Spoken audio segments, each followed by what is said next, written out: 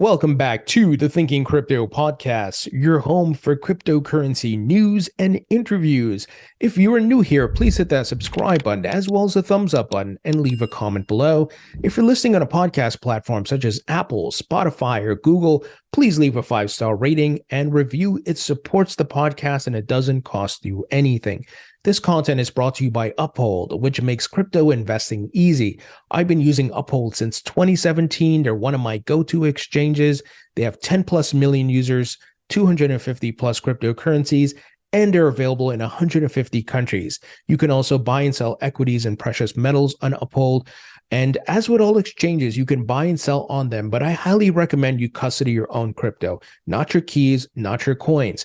If you'd like to learn more about Uphold, please visit the link in the description.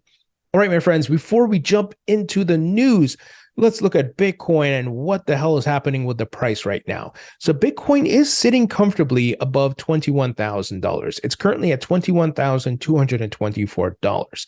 But we're coming up to a fork in the road. Which way will Bitcoin go? And it's kind of been, moving sideways a little bit in this range.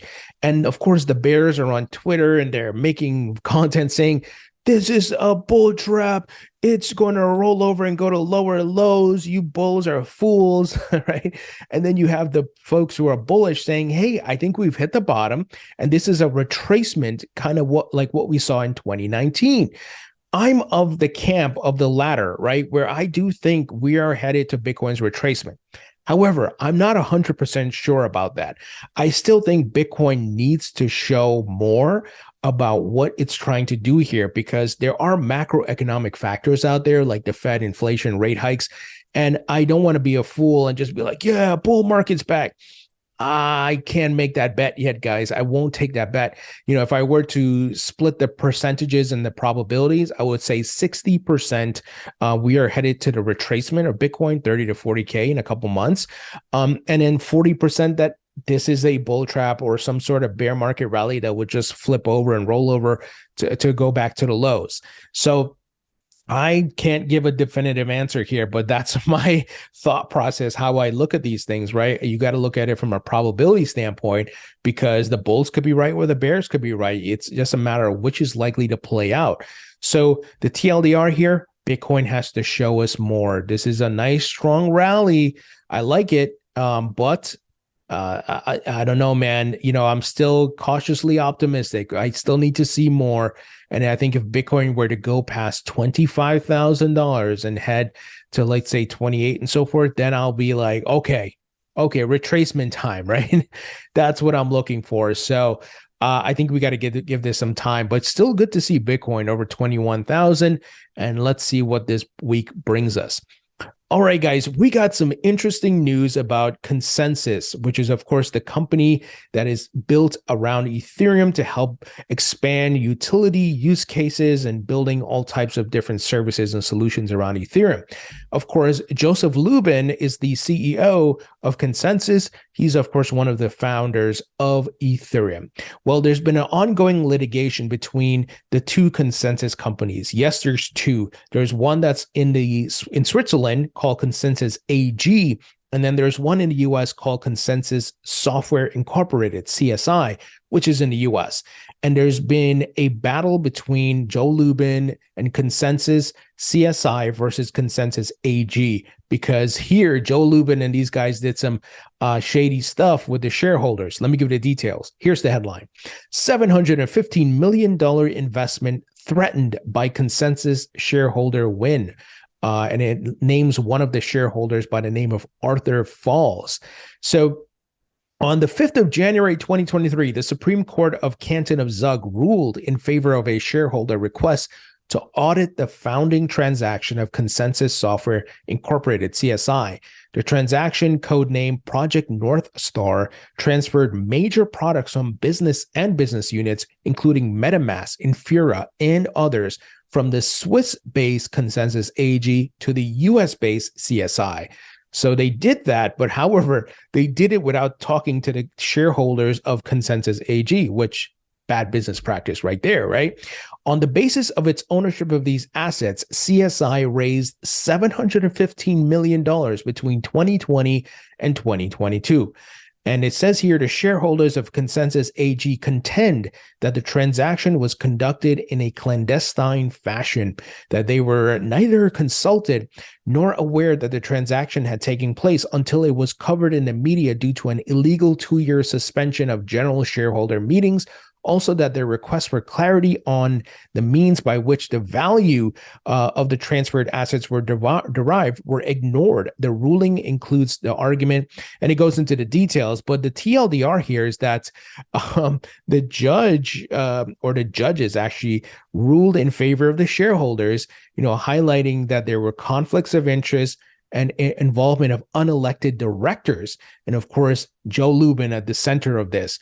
And I know a lot of people listening are like, they're happy that Joe Lubin is getting his because of how the Ethereum Foundation, Joe Lubin and so forth, handled the whole Ethereum free pass, right? Working with Bill Hinman in violating SEC ethics. He was warned. The emails have been released. He was part of Simpson Thacher, which was part of the Ethereum Alliance. We know that he met with Joe Lubin and he went out and gave a speech that Ethereum is not a security.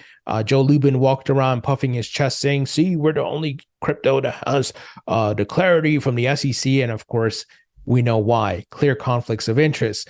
And that's why only Ethereum of all the altcoins was given the clarity, right?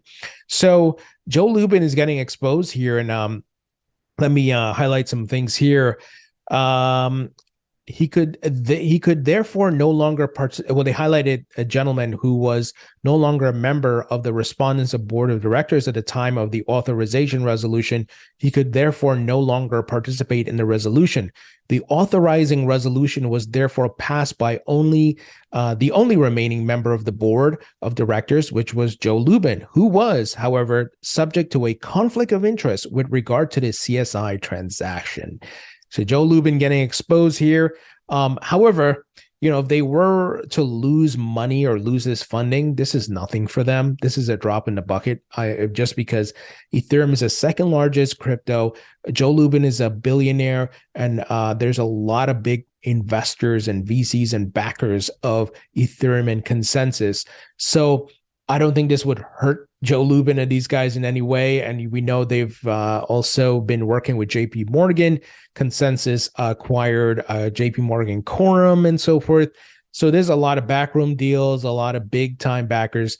But Joe Lubin nevertheless getting exposed for the shady actor he is and all the stuff he's doing. And once again, this is coming from the courts saying, yeah, we're going to rule in favor of the shareholders because we see the clear conflict of interest and the bad business practice of not speaking to the shareholders, just moving these assets from Consensus AG to the US without telling them and then raising capital on it. Yeah, that's not going to fly. So clear, just nonsense happening here with Joe Lubin Consensus. All right, let's move ahead. We got reports here. Ram Ahluwalia, if I'm saying his name right, he's a crypto CFA. He's CEO at Lumid Wealth.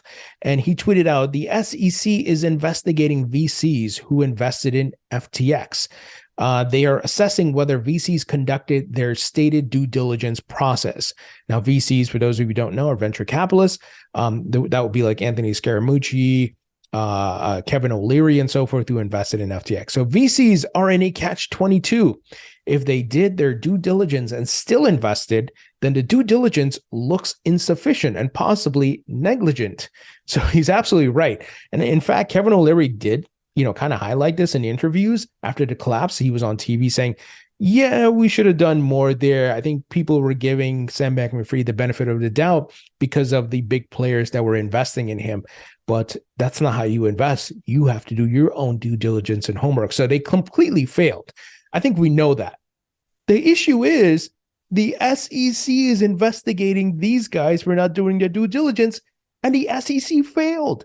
They met with Sam Bankman-Fried. Gary Gensler sat in the same room with Sam Bankman-Fried and FTX officials multiple times and clearly did not do his due diligence because FTX went on to collapse, right? Even though Gary met with these guys and supposedly was looking into them, he was not. Here, I'm going to share a letter that folks found on the SEC website dated April 29, 2022, highlighting the meeting with IEX FTX. This is one of the meetings. And let me just read the first paragraph. On March 23rd, 2022, members of the staff of Chair Gensler met with the staff of IEX and FTX to discuss custody of digital asset securities by special purpose broker dealers, including the unique risks associated with custody of digital asset securities and the conditional no action relief discussed in the statement. So they were essentially looking to get a free pass here for FTX. And, this was highlighted already. Of course, Gary met with Sam Bankman-Fried as well. And of course, the supposed, the cop on the beat, as he likes to go run around saying all the time, is more of the cop on the take. He didn't do anything. He didn't do his job. He didn't do his homework.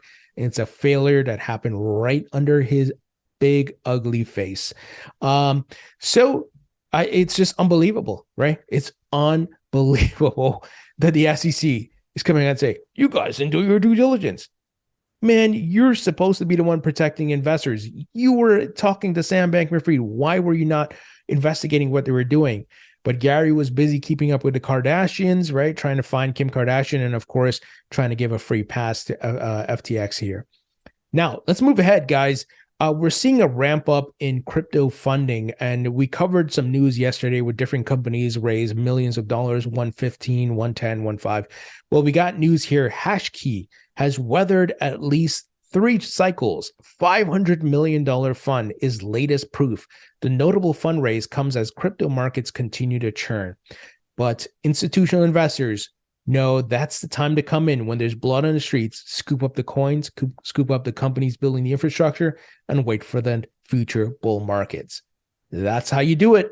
And for the first time in history, guys, you can participate. You don't have to be an accredited investor. You can go hold the tokens yourself and make money, right? It has never been anything like that. In the past, before companies go public, you wouldn't have access to the equity unless you were some institutional investor, right? Or some companies, don't get me wrong, they will let accredited investor in, but you had to be accredited or you had to be part of a fund. And that was the only way. You couldn't just be the average Joe and the Jane on the street and go get equity in these companies. But now you have the ability to get the tokens, which are, of course, part of the blockchain. So you get equity that way. And as those tokens increase in value and the network increases in value, you, of course, are making a return. So HashKey Capital has raised $500 million for crypto asset managers for the crypto asset managers' latest vehicle. The fund, HashKey FinTech Investment 3, is designed to key in on the growing opportunities in emerging digital asset markets, the firm said in a statement on Tuesday. It's a notable $500 million haul in unsteady crypto markets, and the funds have been earmarked to invest in a number of cryptocurrency and blockchain initiatives globally under that emerging markets focus. Limited partners, according to HashKey, include sovereign wealth funds and family offices. Keyword there, my friends, sovereign wealth funds. That's where a lot of money sits. And I think once we get more regulations, there are going to be more sovereign wealth funds that start pouring in capital into this market. So HashKey has weathered at least 3 cycles in the industry, according to Dennis Chow, the asset manager's chief executive. The firm's parent company, Hong Kong headquartered HashKey Group, is known as a specialist in investing in blockchain projects in Asia and an early backer of Ethereum dating back to 2015. Guys, you see what's happening here? They were able to raise $500 million, not from people who are already in crypto, but from sovereign wealth funds and family offices. And they've been investing for a long time. The money will keep coming in. Certainly the bear market scared some people off. Certainly there's some pain here, but the institutional investors who generally have a macro view, a long-term view, they recognize the opportunity, and that's why you're seeing this capital flowing in despite everything that's happening in the market, despite all the collapses. They know it's just market cycles, and I hope you see that too. Now, Polygon The hard fork took place today. We were, of course, covering that in yesterday's video. So with its latest hard fork making the network more efficient, Polygon prepares for the next bull market. Guys, I'm so bullish on Matic for the next bull market. I think it's going to be huge. Here's an example. Reddit, which uses the Polygon blockchain, they're about to hit 6 million unique holders of their avatar NFTs on Polygon. That's a lot of NFTs that are going to be launched on Polygon. This is by far the biggest adoption of NFTs we've ever seen, and no one seems to be talking about it. And it's not just Reddit. It's Starbucks. It's Disney. It's Adidas. It's Nike, right? Huge players building on Polygon. This is one of the reasons I'm so bullish on Matic. Now, we got some news here that Circle, which is, of course, the creator of the stablecoin USDC. And, I've been on record that I believe stablecoin regulations are going to happen this year. And we're going to see where the dust settles with USDC and USDT. Well, a regulated stablecoin with a Big Four auditor are among the takeaways in Circle's State of USDC Economy report. So this is a big time move by Circle. They tapped Deloitte as a new auditor doubles down on proof of reserves. So they're gearing up for the regulations, right? Because of course the government's going to want to see how are you custodying these reserves? Do you have the reserves? Is it one-to-one, right? As it should be? What type of assets are backing these reserves and so forth? So that's going to happen. I know there's a lot of questions around Tether and the history of it. I do think Tether, they are in a better position than they were years ago. Their books are in a better place. And I think this is a clear indication they know regulations are coming this year. The scrutiny is going to come down, and especially after the FTX collapse. So smart move by Circle here. And stable coins are going to be a big part of the token economy, guys, a big part of Web3 and how money is moved. Now, finally, TaxBit, which of course I am a big proponent of. I've been using this platform to help do my taxes for years. They announced today that they acquired the digital asset accounting startup Tactic. And it looks like here they will augment TaxBit's existing corporate accounting suite. So fundraising, mergers and acquisitions, partnerships, these things are still happening, guys. This is what you want to pay attention to as an investor. Have things dried up and completely stopped? No, people are starting to ramp up. And maybe it was a good thing, the FTX collapse. Oh,